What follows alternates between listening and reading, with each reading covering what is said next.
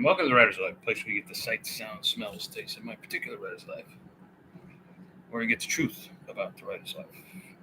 Subscribe if you haven't already, punch the like button, and tap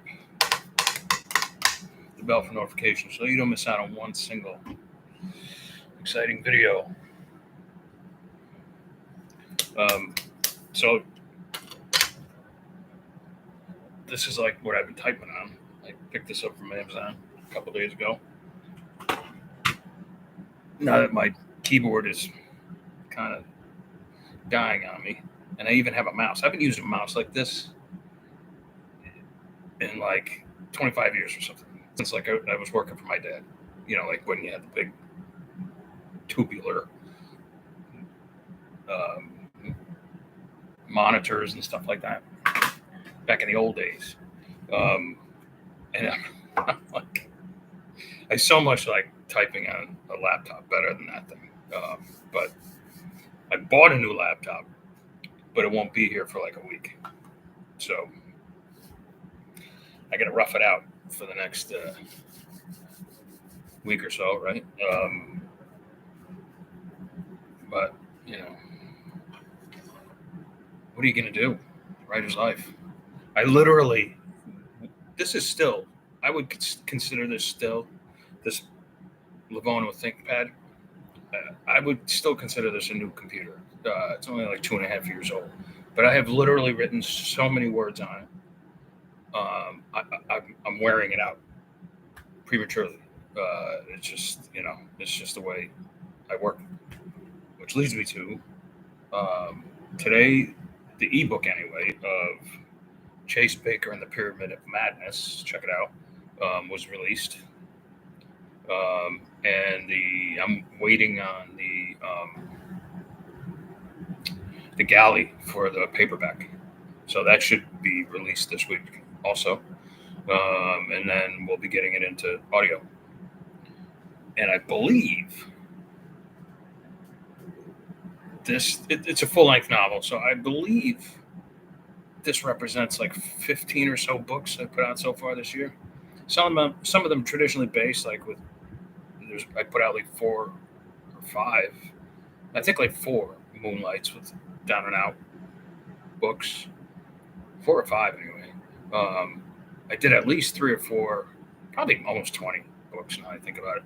I did because I wrote at least 3 or 4 like 10,000 to 15,000 word short Moonlights that I did under Bear Media, and plus a bunch of other shorts. And then I put out like at least 3 or 4 novels on me, so maybe 20, maybe more than 20. I don't know, but I'm hoping to do the same amount.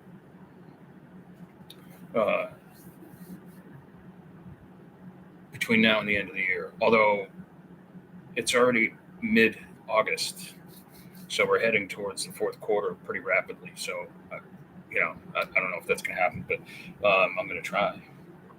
But I got to see that I got to keep up the quality. So, you can rapid release, but you can't skip on quality, or else you guys you'd be sending me hate mail.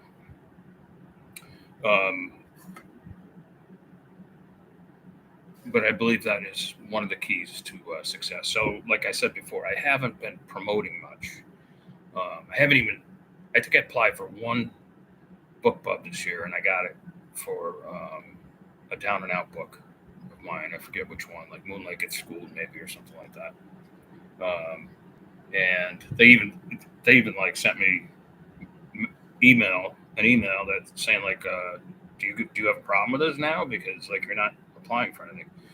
I did apply for one more, however, last month, but it only got the international thing. It didn't get the American distribution, so I emailed them back and said I'm not interested. And they're like, wow, almost no one does that. I was like, I'm not spending 200 books just to move $100 worth of books. It's a math thing. So anyway, despite my technical difficulties, all systems go. And that's really all I have to report on this beautiful Sunday afternoon. So if you're watching this live, you're crazy. You ought to be outside doing something fun.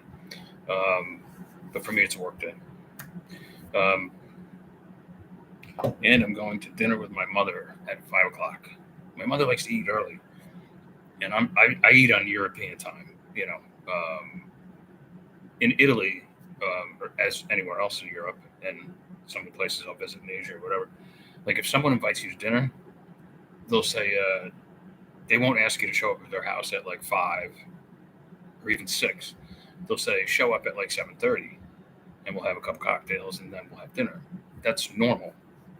In Spain, it's like show up at like 10, eat at 11. That's too much for me because I'd be, I get up early, so I'd be like dead to the world at by 10 o'clock. But in Italy, they eat around 8 o'clock, 8:30, and at 5 o'clock they have a snack, and that's probably what I'll do when I take my mother out. I'll have like a snack and a drink, and she'll have her dinner and be in bed by 7 o'clock. But she's almost 87, so there you go. 87 going on 40. She's got good genes. Now on my side, the Sandra side, if we live past 76, we're doing all right. Now, not many of us do. So, but there's for some reason we have a finite number of ticks in our heart. That's right. It's not about the length of the life; it's about the quality of the life. And if you can live your life as a full-time writer, you already have an amazing quality of life. My cousin is a full-time drummer. Plays these huge casinos and stuff like that. Like he's got a great life too, and he created it all by himself, just like I did for me with the writing thing. It's funny. I originally wanted to be a full-time drummer, but I didn't have the passion like he does. You got to have passion for whatever you do, even if you want to be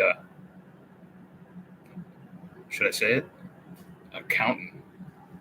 You got to have a passion for it if you're going to be a success. All right, that's all I got. I will catch you guys tomorrow, God willing. Ciao, ciao.